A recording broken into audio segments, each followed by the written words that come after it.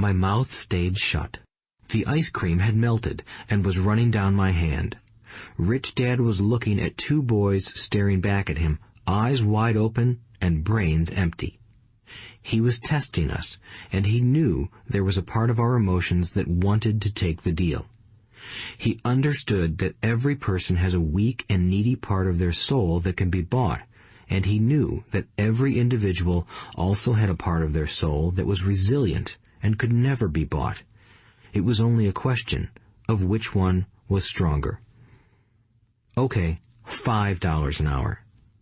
Suddenly, I was silent. Something had changed.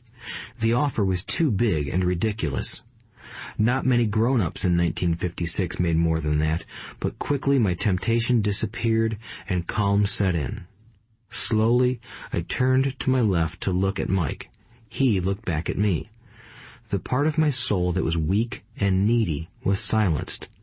The part of me that had no price took over. I knew Mike had gotten to that point too. "Good," said Rich Dad softly. "Most people have a price, and they have a price because of human emotions named fear and greed. First, the fear of being without money motivates us to work hard, and then, once we get that paycheck, greed or desire starts us thinking about all the wonderful things money can buy. The pattern is then set." "What pattern?" I asked. "The pattern of get up, go to work, pay bills, get up, go to work, pay bills." People's lives are forever controlled by two emotions, fear and greed. Offer them more money, and they continue the cycle by increasing their spending. This is what I call the rat race.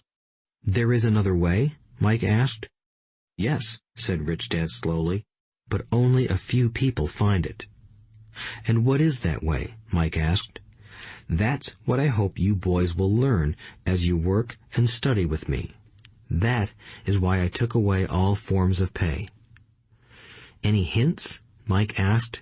"We're kind of tired of working hard, especially for nothing." "Well, the first step is telling the truth," said Rich Dad. "We haven't been lying," I said. "I did not say you were lying. I said to tell the truth," Rich Dad retorted. "The truth about what?" I asked. "How you're feeling," Rich Dad said. "You don't have to say it to anyone else. Just admit it to yourself." "You mean the people in this park, the people who work for you, Mrs. Martin, they don't do that?" I asked. "I doubt it," said Rich Dad. "Instead, they feel the fear of not having money. They don't confront it logically. They react emotionally instead of using their heads," Rich Dad said. "Then they get a few bucks in their hands, and again the emotions of joy, desire, and greed take over. And again they react instead of think." "So their emotions control their brain," Mike said. "That's correct," said Rich Dad. "Instead of admitting the truth about how they feel, they react to their feelings and fail to think. They feel the fear, so they go to work, hoping that money will soothe the fear, but it doesn't. It continues to haunt them, and they return to work, hoping again that money will calm their fears, and again it doesn't. Fear keeps them in this trap of working, earning money, hoping the fear will go away. But every day they get up, and that old fear wakes up with them. For millions of people, that old fear keeps them awake all night, causing a night of turmoil and worry. So they get up and go to work, hoping that a paycheck will kill that fear gnawing at their souls. Money is running their lives, and they refuse to tell the truth about that. Money is in control of their emotions and their souls." Rich Dad sat quietly, letting his words sink in. Mike and I had heard what he said, but didn't understand fully what he was talking about. I just knew that I often wondered why grown-ups hurried off to work. It did not seem like much fun, and they never looked that happy, but something kept them going. Realizing we had absorbed as much as possible of what he was talking about, Rich Dad said, "I want you boys to avoid that trap. That is really what I want to teach you. Not just to be rich, because being rich does not solve the problem. It doesn't? I asked, surprised. No, it doesn't. Let me explain the other emotion, desire. Some call it greed, but I prefer desire. It's perfectly normal to desire something better, prettier, more fun, or exciting. So people also work for money because of desire. They desire money for the joy they think it can buy. But the joy that money brings is often short-lived, and they soon need more money for more joy, more pleasure, more comfort, and more security. So they keep working, thinking money will soothe their souls that are troubled by fear and desire. But money can't do that. Even rich people do this? Mike asked. Rich people included, said RichDad. In fact, the reason many rich people are rich isn't because of desire, but because of fear. They believe that money can eliminate the fear of being poor, so they amass tons of it, only to find the fear gets worse. Now they fear losing the money. I have friends who keep working even though they have plenty. I know people who have millions who are more afraid now than when they were poor. They're terrified of losing it all. The fears that drove them to get rich got worse. That weak and needy part of their soul is actually screaming louder. They don't want to lose the big houses, the cars, and the high life money has bought them. They worry about what their friends would say if they lost all their money. Many are emotionally desperate and neurotic, although they look rich and have more money. So, is a poor man happier? I asked. No, I don't think so, replied RichDad. The avoidance of money is just as psychotic as being attached to money. As if on cue, the town derelict went past our table, stopping by the large rubbish can and rummaging around in it. The three of us watched him with great interest, when before we probably would have just ignored him. RichDad pulled $1 out of his wallet and gestured to the older man. Seeing the money, the derelict came over immediately, took the bill, thanked RichDad profusely, and hurried off, ecstatic with his good fortune. He's not much different from most of my employees, said RichDad. I've met so many people who say, "Oh, I'm not interested in money," yet they'll work at a job for 8 hours a day. That's a denial of truth.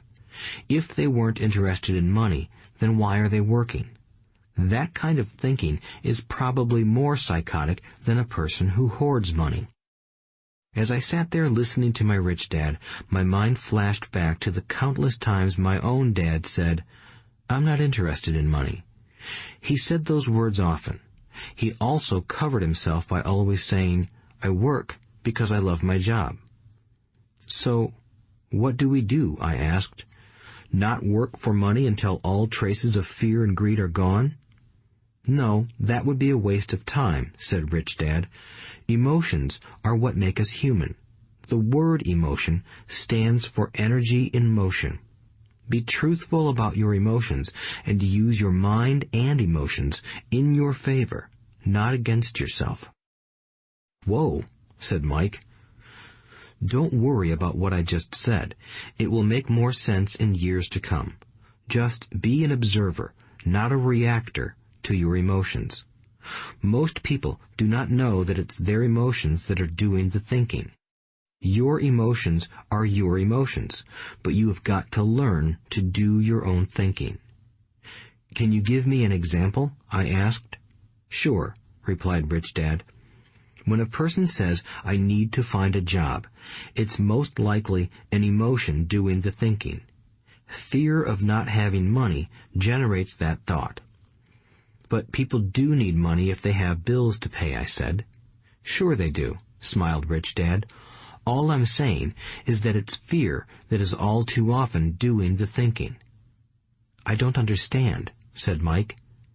For example, said RichDad, if the fear of not having enough money arises, instead of immediately running out to get a job, they instead might ask themselves this question. Will a job be the best solution to this fear over the long run? In my opinion, the answer is no.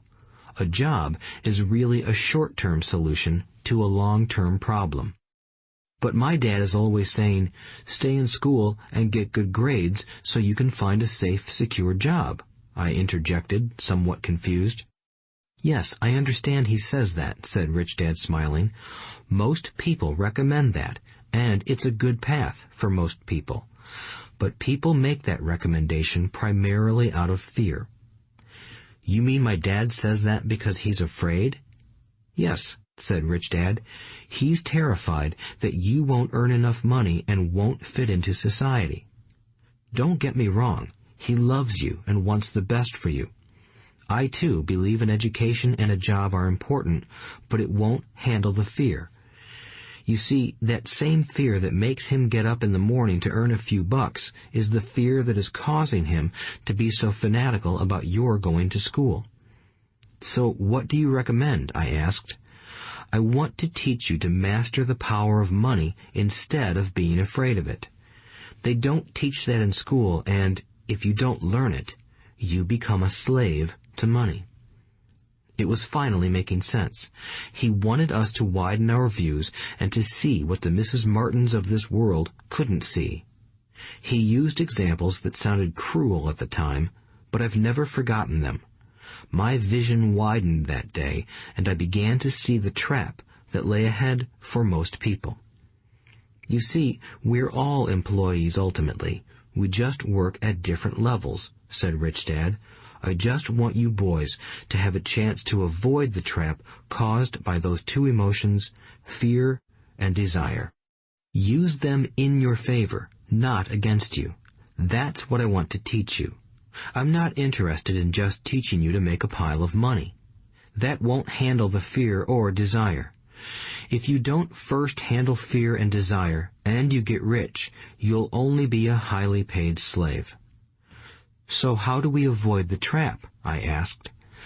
The main cause of poverty or financial struggle is fear and ignorance, not the economy or the government or the rich. It's self-inflicted fear and ignorance that keep people trapped. So you boys go to school and get your college degrees, and I'll teach you how to stay out of the trap. The pieces of the puzzle were appearing. My highly educated dad had a great education and a great career, but school never told him how to handle money or his fear of it. It became clear that I could learn different and important things from two fathers. So you've been talking about the fear of not having money. How does the desire for money affect our thinking? Mike asked. How did you feel when I tempted you with a pay raise? Did you notice your desires rising? We nodded our heads.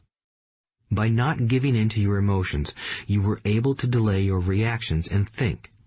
That is important. We will always have emotions of fear and greed. From here on in, it's imperative for you to use those emotions to your advantage, and for the long term to not let your emotions control your thinking. Most people use fear and greed against themselves. That's the start of ignorance.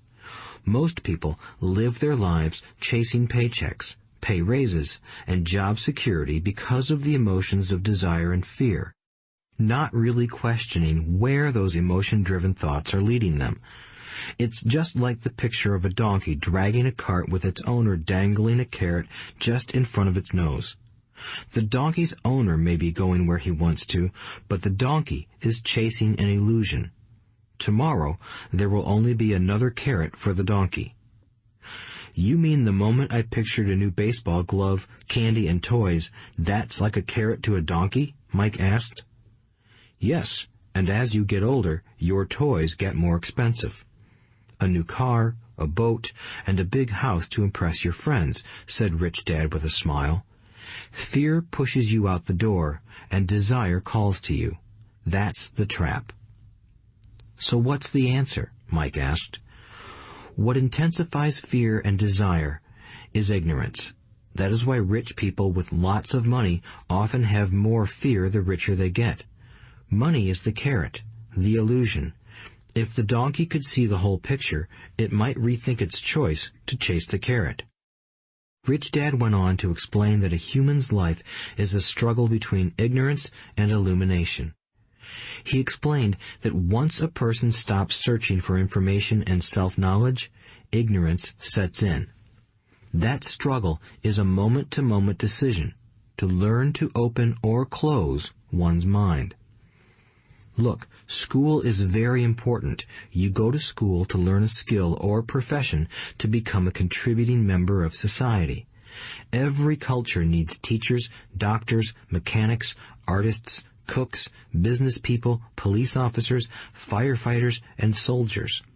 Schools train them so society can thrive and flourish, said Rich Dad. Unfortunately, for many people, school is the end, not the beginning. There was a long silence. Rich Dad was smiling. I didn't comprehend everything he said that day, but, as with most great teachers, his words continued to teach for years. "I've been a little cruel today," said Rich Dad, "but I want you to always remember this talk. I want you to always think of Mrs. Martin, and I want you always to remember that donkey. Never forget that fear and desire can lead you into life's biggest trap if you are not aware of them controlling your thinking. To spend your life living in fear, never exploring your dreams, is cruel. To work hard for money, thinking that it will buy you things that will make you happy, is also cruel. To wake up in the middle of the night terrified about paying bills is a horrible way to live. To live a life dictated by the size of a paycheck is not really living a life. Thinking that a job makes you secure is lying to yourself. That's cruel, and that's the trap I want you to avoid. I've seen how money runs people's lives. Don't let that happen to you. Please, don't let money run your life." A softball rolled under our table. Rich Dad picked it up and threw it back. "So what does ignorance have to do with greed and fear?" I asked. "Because it is ignorance about money that causes so much greed and fear," said Rich Dad. "Let me give you some examples. A doctor, wanting more money to better provide for his family, raises his fees. By raising his fees, it makes health care more expensive for everyone. It hurts the poor people the most, so they have worse health than those with money. Because the doctors raise their fees, the attorneys raise their fees. Because the attorneys' fees have gone up, school teachers want a raise, which raises our taxes, and on and on and on. Soon there will be such a horrifying gap between the rich and the poor that chaos will break out and another great civilization will collapse. History proves that great civilizations collapse when the gap between the haves and have-nots is too great. Sadly, America is on that same course because we haven't learned from history. We only memorize historical dates and names, not the lesson." "Aren't prices supposed to go up?" I asked. "In an educated society with a well-run government, prices should actually come down. Of course, that is often only true in theory. Prices go up because of greed and fear caused by ignorance. If schools taught people about money, there would be more money and lower prices. But schools focus only on teaching people to work for money, not how to harness money's power." "But don't we have business schools?" Mike asked. "And haven't you encouraged me to go for my MBA?" "Yes," said Rich Dad, "but all too often business schools train employees to become sophisticated bean counters. Heaven forbid a bean counter takes over a business. All they do is look at the numbers, fire people, and kill the business. I know this because I hire bean counters. All they think about is cutting costs and raising prices, which cause more problems. Bean counting is important. I wish more people knew it, but it, too, is not the whole picture," added Rich Dad angrily. "So, is there an answer?" asked Mike. "Yes," said Rich Dad. "Learn to use your emotions to think, not think with your emotions. When you boys mastered your emotions by agreeing to work for free, I knew there was hope. When you again resisted your emotions when I tempted you with more money, you were again learning to think in spite of being emotionally charged. That's the first step." "Why is that step so important?" I asked. "Well, that's up to you to find out.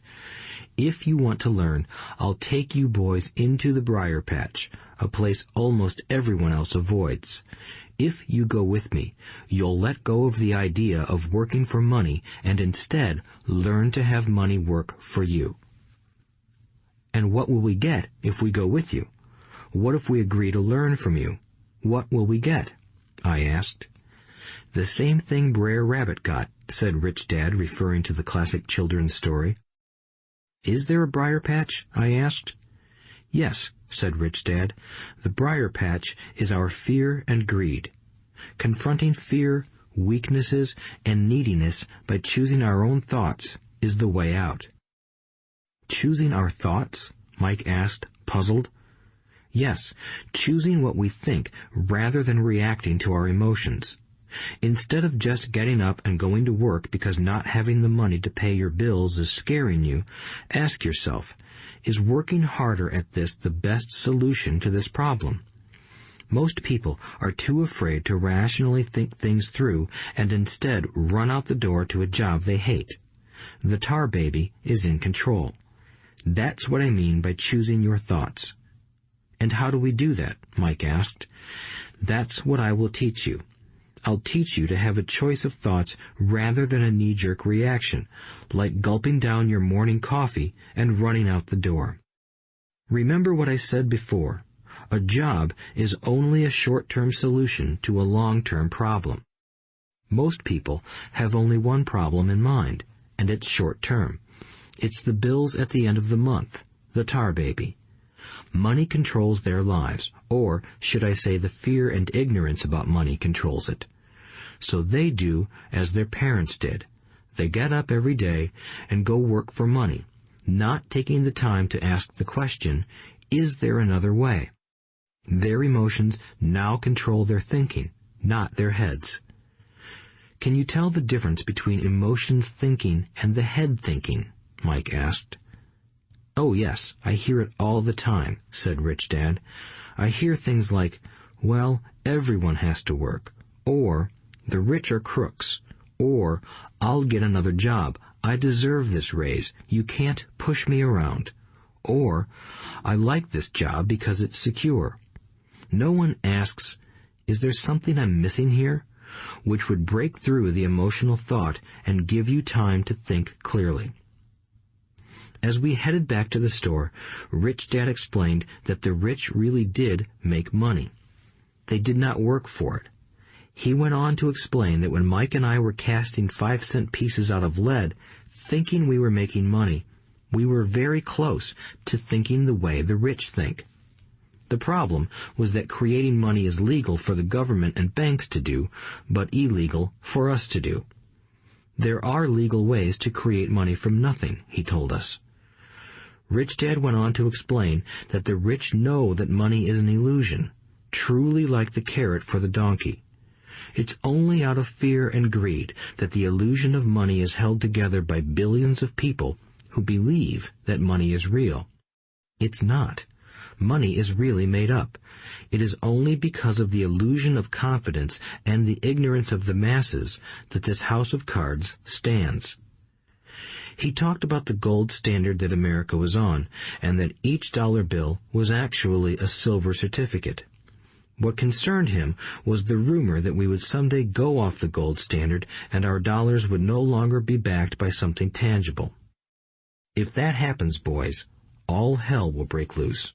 The poor, the middle class, and the ignorant will have their lives ruined simply because they will continue to believe that money is real and that the company they work for, or the government, will look after them. We really did not understand what he was saying that day, but over the years, it made more and more sense. Seeing what others miss. As he climbed into his pickup truck outside his convenience store, Rich Dad said, "Keep working, boys, but the sooner you forget about needing a paycheck, the easier your adult life will be. Keep using your brain, work for free, and soon your mind will show you ways of making money far beyond what I could ever pay you. You will see things that other people never see. Most people never see these opportunities because they're looking for money and security, so that's all they get. The moment you see one opportunity, you'll see them for the rest of your life. The moment you do that, I'll teach you something else. Learn this, and you'll avoid one of life's biggest traps. Mike and I picked up our things from the store and waved goodbye to Mrs. Martin. We went back to the park, to the same picnic bench, and spent several more hours thinking and talking. We spent the next week at school thinking and talking too. For 2 more weeks, we kept thinking, talking, and working for free. At the end of the second Saturday, I was again saying goodbye to Mrs. Martin and looking at the comic book stand with a longing gaze. The hard thing about not even getting 30 cents every Saturday was that I didn't have any money to buy comic books. Suddenly, as Mrs. Martin said goodbye to Mike and me, I saw her do something I'd never seen her do before. Mrs. Martin was cutting the front page of the comic book in half. She kept the top half of the comic book cover and threw the rest of the book into a large cardboard box. When I asked her what she did with the comic books, she said, "I throw them away. I give the top half of the cover back to the comic book distributor for credit when he brings in the new comics. He's coming in an hour." Mike and I waited for an hour. Soon the distributor arrived, and I asked him if we could have the comic books. To my delight, he said, "You can have them if you work for this store and do not resell them." Remember our old business partnership? Well, Mike and I revived it. Using a spare room in Mike's basement, we began piling hundreds of comic books in that room. Soon, our comic book library was open to the public. We hired Mike's younger sister, who loved to study, to be head librarian. She charged each child 10 cents admission to the library, which was open from 2:30 p.m. to 4:30 p.m. every day after school. The customers, the children of the neighborhood, could read as many comics as they wanted in 2 hours. It was a bargain for them since a comic cost 10 cents each, and they could read 5 or 6 in 2 hours. Mike's sister would check the kids as they left to make sure they weren't borrowing any comic books. She also kept the books, logging in how many kids showed up each day, who they were, and any comments they might have. Mike and I averaged $9.50 per week over a 3-month period. We paid his sister $1 a week and allowed her to read the comics for free, which she rarely did since she was always studying. Mike and I kept our agreement by working in the store every Saturday and collecting all the comic books from the different stores. We kept our agreement to the distributor by not selling any comic books. We burned them once they got too tattered. We tried opening a branch office, but we could never quite find someone as trustworthy and dedicated as Mike's sister. At an early age, we found out how hard it was to find good staff. 3 months after the library first opened, a fight broke out in the room. Some bullies from another neighborhood pushed their way in, and Mike's dad suggested we shut down the business. So our comic book business shut down, and we stopped working on Saturdays at the convenience store. But Rich Dad was excited because he had new things he wanted to teach us. He was happy because we had learned our first lesson so well. We learned to make money work for us. By not getting paid for our work at the store, we were forced to use our imaginations to identify an opportunity to make money. By starting our own business, the comic book library, we were in control of our own finances, not dependent on an employer. The best part was that our business generated money for us even when we weren't physically there. Our money worked for us. Instead of paying us money, Rich Dad had given us so much more. Chapter 2. Lesson 2. Why teach financial literacy? It's not how much money you make, it's how much money you keep. In 1990, Mike took over his father's empire and is, in fact, doing a better job than his dad did. We see each other once or twice a year on the golf course. He and his wife are wealthier than you can imagine. Rich Dad's empire is in great hands, and Mike is now grooming his son to take his place, as his dad had groomed us. In 1994, I retired at the age of 47, and my wife Kim was 37. Retirement does not mean not working. For us, it means that, barring unforeseen cataclysmic changes, we can work or not work, and our wealth grows automatically, staying ahead of inflation. Our assets are large enough to grow by themselves. It's like planting a tree. You water it for years, and then one day it doesn't need you anymore. Its roots are implanted deep enough. Then the tree provides shade for your enjoyment. Mike chose to run the empire, and I chose to retire. Whenever I speak to groups of people, they often ask what I would recommend that they do. How do I get started? Is there a book you would recommend? What should I do to prepare my children? What is your secret to success? How do I make millions? Whenever I hear one of these questions, I'm reminded of the following story. The Richest Businessmen. In 1923, a group of our greatest leaders and richest businessmen held a meeting at the Edgewater Beach Hotel in Chicago. Among them were Charles Schwab, head of the largest independent steel company; Samuel Insull, president of the world's largest utility; Howard Hobson, head of the largest gas company; Ivar Kruger, president of International Match Company, one of the world's largest companies at that time; Leon Fraser, president of the Bank of International Settlements; Richard Whitney, president of the New York Stock Exchange; Arthur Cotton and Jesse Livermore, two of the biggest stock speculators; and Albert Fall, a member of President Harding's cabinet. 25 years later, 9 of these titans ended their lives as follows. Schwab died penniless after living for 5 years on borrowed money. Insull died broke in a foreign land, and Kruger and Cotton also died broke. Hobson went insane. Whitney and Albert Fall were released from prison, and Fraser and Livermore committed suicide. I doubt if anyone can say what really happened to these men. If you look at the date, 1923, it was just before the 1929 market crash and the Great Depression, which I suspect had a great impact on these men and their lives. The point is this. Today, we live in times of greater and faster change than these men did. I suspect there will be many booms and busts in the coming years that will parallel the ups and downs these men faced. I am concerned that too many people are too focused on money and not on their greatest wealth, their education. If people are prepared to be flexible, keep an open mind, and learn, they will grow richer and richer, despite tough changes.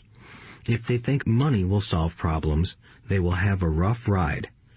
Intelligence solves problems and produces money. Money without financial intelligence is money soon gone.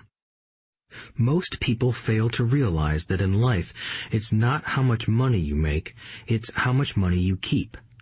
We've all heard stories of lottery winners who are poor, then suddenly rich, and then poor again. They win millions, yet are soon back where they started. Or stories of professional athletes who at the age of 24 are earning millions, but are sleeping under a bridge 10 years later. I remember a story of a young basketball player who a year ago had millions. Today, at just 29, he claims his friends, attorney, and accountant took his money, and he was forced to work at a car wash for minimum wage. He was fired from the car wash because he refused to take off his championship ring as he was wiping off the cars. His story made national news, and he is appealing his termination, claiming hardship and discrimination. He claims that the ring is all he has left, and if it was stripped away, he'll crumble. I know so many people who became instant millionaires, and while I am glad some people have become richer and richer, I caution them that in the long run, it's not how much money you make, it's how much you keep and how many generations you keep it. So when people ask, "Where do I get started?" or tell me how to get rich quick, they often are greatly disappointed with my answer. I simply say to them what my rich dad said to me when I was a little kid. If you want to be rich, you need to be financially literate. That idea was drummed into my head every time we were together. As I said, my educated dad stressed the importance of reading books, while my rich dad stressed the need to master financial literacy. If you are going to build the Empire State Building, the first thing you need to do is dig a deep hole and pour a strong foundation. If you are going to build a home in the suburbs, all you need to do is pour a 6-inch slab of concrete. Most people, in their drive to get rich, are trying to build an Empire State Building on a 6-inch slab. Our school system, created in the agrarian age, still believes in homes with no foundation. Dirt floors are still the rage, so kids graduate from school with virtually no financial foundation.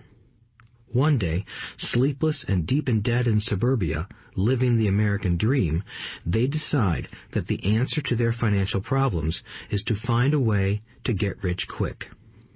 Construction on the skyscraper begins.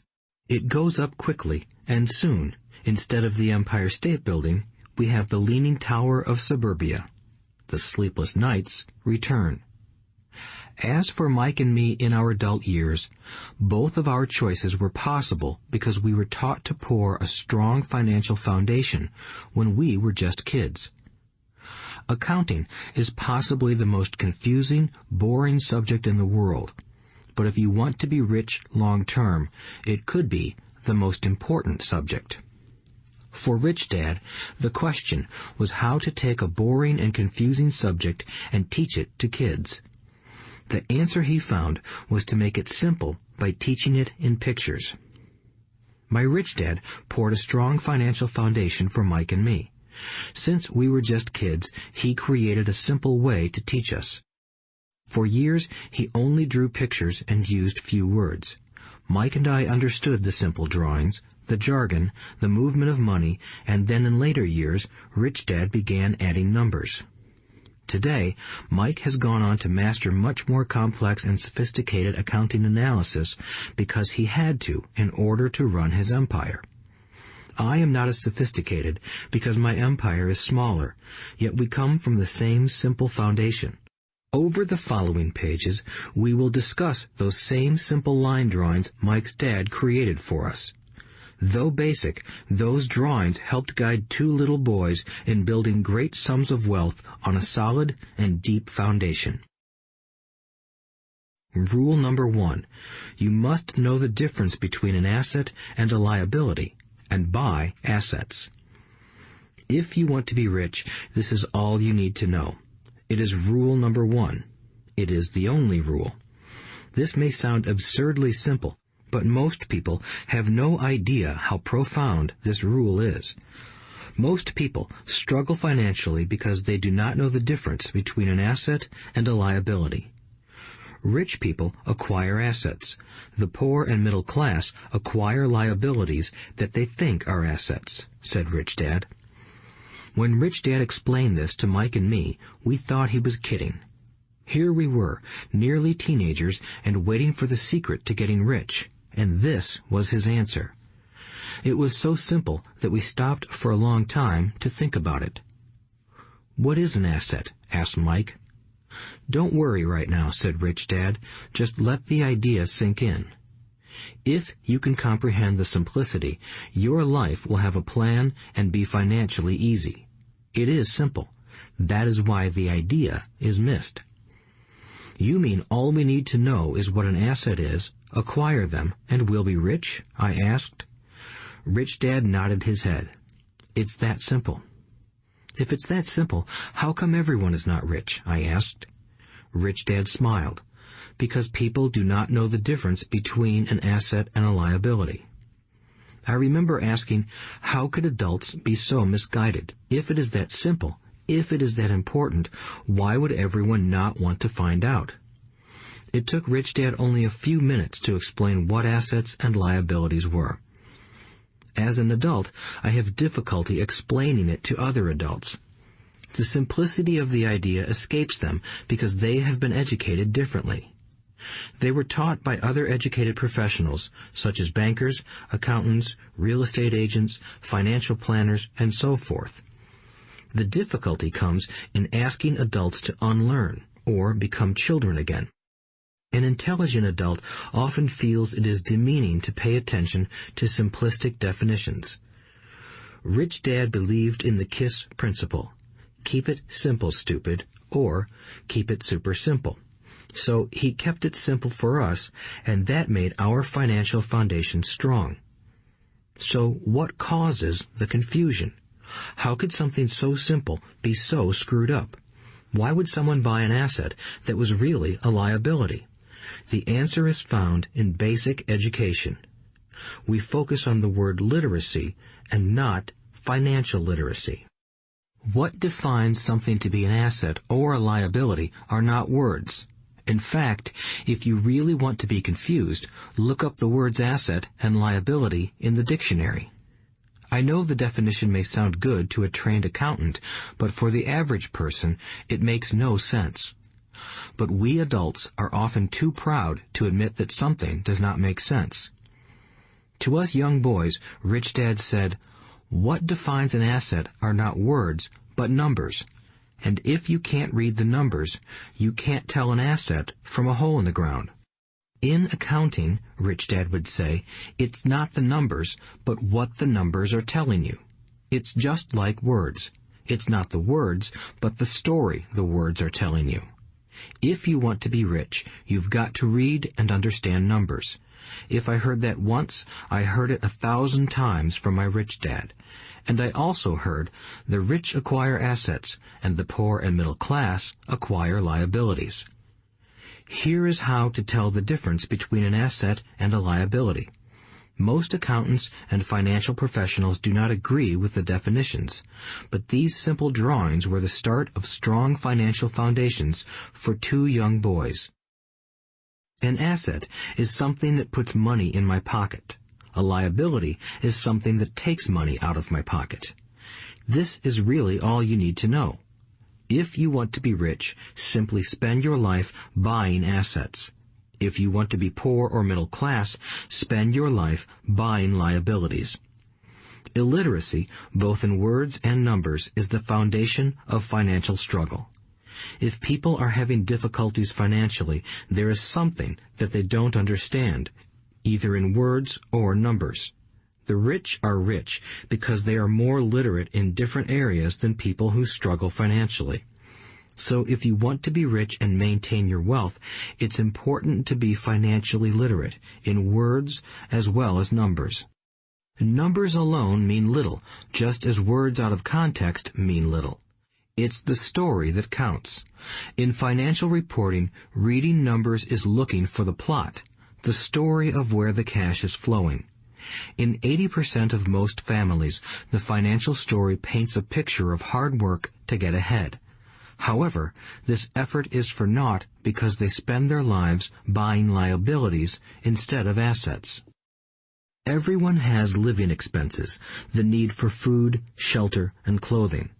It is the cash flow that tells the story of how a person handles their money. The reason I started with the story of the richest men in America is to illustrate the flaw in believing that money will solve all problems. That is why I cringe whenever I hear people ask me how to get rich quicker or where they should start. I often hear, "I'm in debt, so I need to make more money." But more money will often not solve the problem. In fact, it may compound the problem. Money often makes obvious our tragic human flaws, putting a spotlight on what we don't know. That is why, all too often, a person who comes into a sudden windfall of cash, let's say an inheritance, a pay raise, or lottery winnings, soon returns to the same financial mess, if not worse than the mess they were in before. Money only accentuates the cash flow pattern running in your head. If your pattern is to spend everything you get, most likely an increase in cash will just result in an increase in spending. Thus the saying, "A fool and his money is one big party." I have said many times that we go to school to gain scholastic and professional skills, both of which are important. We learn to make money with our professional skills. In the 1960s, when I was in high school, if someone did well academically, people assumed this bright student would go on to be a medical doctor because it was the profession with the promise of the greatest financial reward. Today, doctors face financial challenges I wouldn't wish on my worst enemy. Insurance companies taking control of the business, managed health care, government intervention, and malpractice suits. Today, kids want to be famous athletes, movie stars, rock stars, beauty queens, or CEOs because that is where the fame, money, and prestige are. That is the reason it is so hard to motivate kids in school today. They know that professional success is no longer solely linked to academic success, as it once was.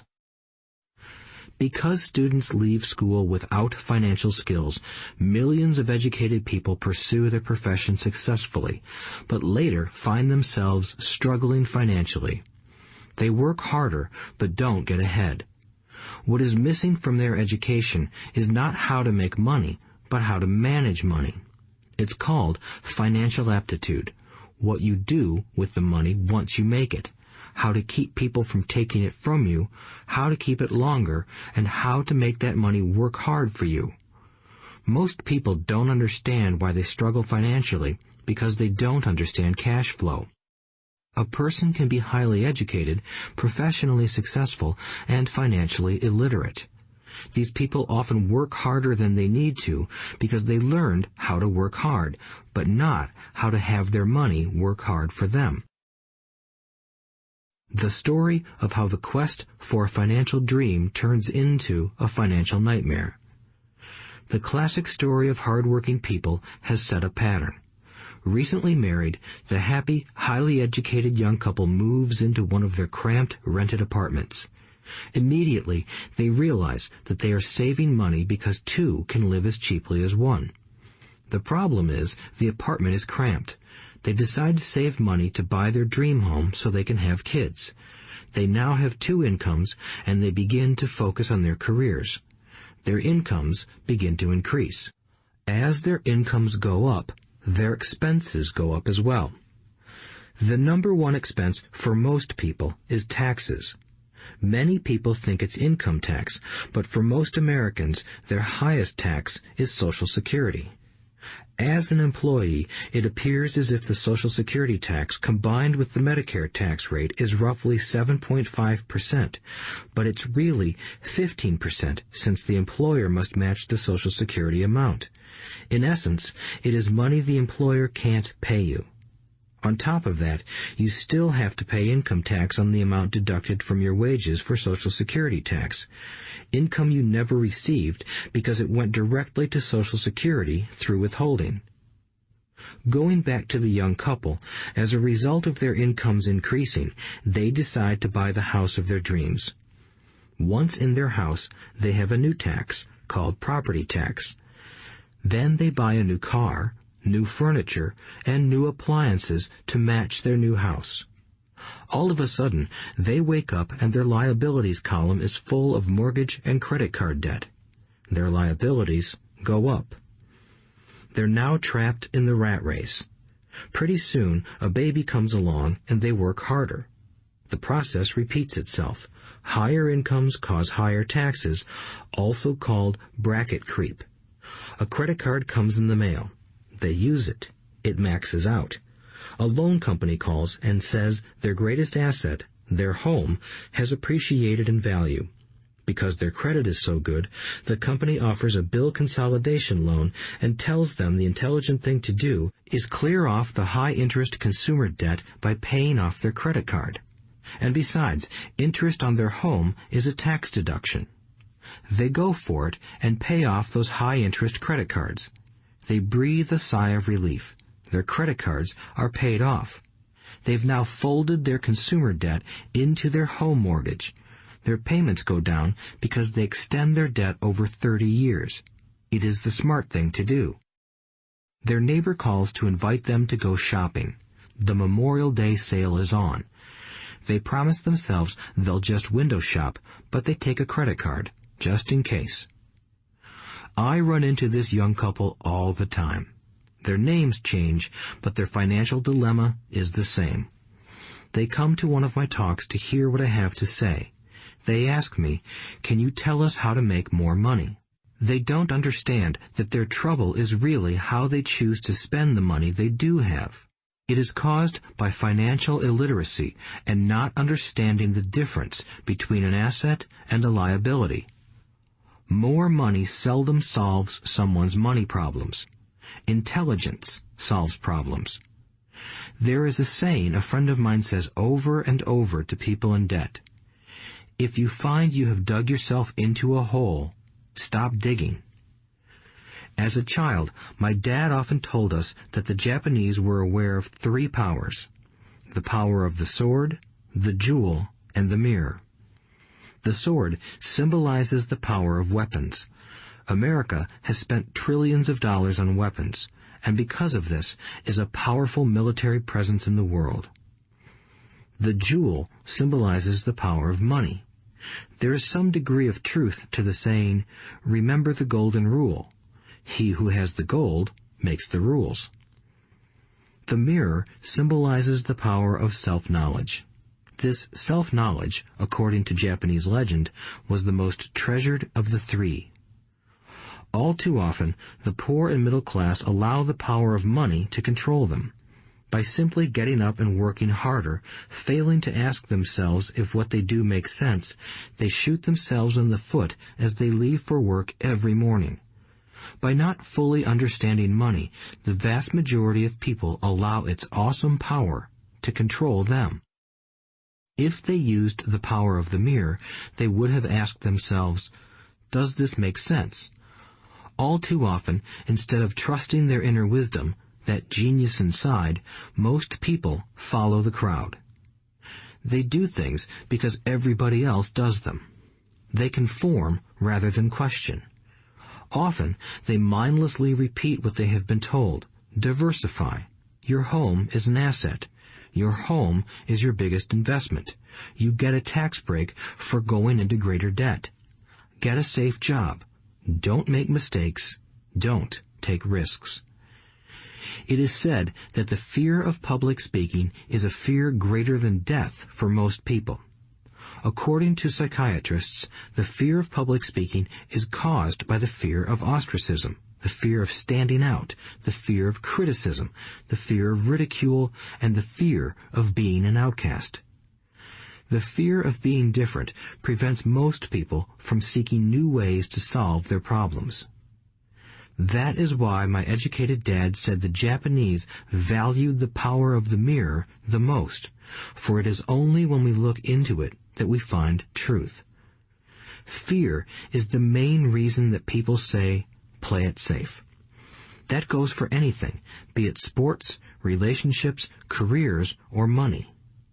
It is that same fear, the fear of ostracism, that causes people to conform to, and not question, commonly accepted opinions or popular trends. Your home is an asset. Get a bill consolidation loan and get out of debt. Work harder. It's a promotion. Someday I'll be a vice president. Save money. When I get a raise, I'll buy us a bigger house. Mutual funds are safe. Many financial problems are caused by trying to keep up with the Joneses. Occasionally, we all need to look in the mirror and be true to our inner wisdom rather than our fears. By the time Mike and I were 16 years old, we began to have problems in school. We were not bad kids. We just began to separate from the crowd. We worked for Mike's dad after school and on weekends. Mike and I often spent hours after work just sitting at a table with his dad while he held meetings with his bankers, attorneys, accountants, brokers, investors, managers, and employees. Here was a man who had left school at 13, who was now directing, instructing, ordering, and asking questions of educated people. They came at his beck and call, and cringed when he didn't approve of them. Here was a man who had not gone along with the crowd. He was a man who did his own thinking and detested the words, "We have to do it this way because that's the way everyone else does it." He also hated the word "can't." If you wanted him to do something, just say, "I don't think you can do it." Mike and I learned more sitting in on his meetings than we did in all our years of school, college included. Mike's dad was not book smart, but he was financially educated and successful as a result. He told us over and over again, an intelligent person hires people who are more intelligent than he is. So Mike and I had the benefit of spending hours listening to and learning from intelligent people. But because of this, Mike and I couldn't go along with the standard dogma our teachers preached, and that caused problems. Whenever the teacher said, "If you don't get good grades, you won't do well in the real world," Mike and I just raised our eyebrows. When we were told to follow set procedures and not deviate from the rules, we could see how school discouraged creativity. We started to understand why our rich dad told us that schools were designed to produce good employees instead of employers. Occasionally, Mike or I would ask our teachers how what we studied was applicable to the real world, or why we never studied money and how it worked. To the latter question, we often got the answer that money was not important, that if we excelled in our education, the money would follow. The more we knew about the power of money, the more distant we grew from the teachers and our classmates. My highly educated dad never pressured me about my grades, but we did begin to argue about money. By the time I was 16, I probably had a far better foundation with money than both my parents. I could keep books, I listened to tax accountants, corporate attorneys, bankers, real estate brokers, investors, and so forth. By contrast, my dad talked to other teachers. One day, my dad told me that our home was his greatest investment. A not-too-pleasant argument took place when I showed him why I thought a house was not a good investment. I showed him the ancillary expenses that went along with owning the home. A bigger home meant bigger expenses, and the cash flow kept going out through the expense column. Today, people still challenge me on the idea of a house not being an asset. I know that for many people, it is their dream as well as their largest investment. And owning your own home is better than nothing. I simply offer an alternative way of looking at this popular dogma. If my wife and I were to buy a bigger, flashier house, we realize it wouldn't be an asset. It would be a liability since it would take money out of our pocket. So here is the argument I put forth. I really don't expect most people to agree with it because your home is an emotional thing, and when it comes to money, high emotions tend to lower financial intelligence. I know from personal experience that money has a way of making every decision emotional. 1. When it comes to houses, most people work all their lives paying for a home they never own. In other words, most people buy a new house every few years, each time incurring a new 30-year loan to pay off the previous one. 2. Even though people receive a tax deduction for interest on mortgage payments, they pay for all their other expenses with after-tax dollars, even after they pay off their mortgage. 3. My wife's parents were shocked when the property taxes on their home increased to $1,000 a month. This was after they had retired, so